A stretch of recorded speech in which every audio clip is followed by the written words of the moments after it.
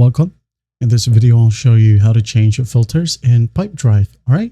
As you can see here, when we navigate to the left pane, you have the deals. And instead of using the list format, we're going to be using the pipeline. All right.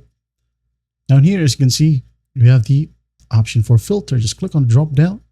And we have all deleted deals, all lost deals, all open deals, all won deals, and some other good stuffs. Now, when we scroll down, we have the data cleanup section. You can use these filters to identify items that may need your attention.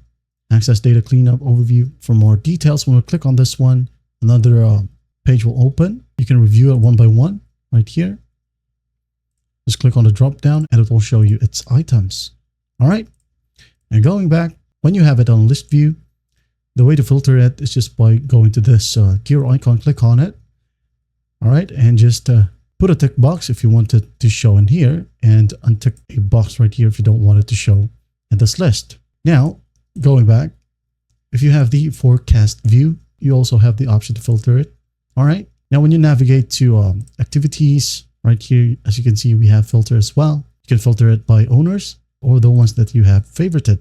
Filters here with different type of options. Activities not linked to end leads, deals, contacts, or projects.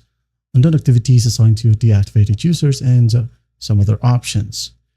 Now we'll go ahead over to contacts. As you can see here, the only way to filter these data right here is just by going to the cogwheel or the gear icon.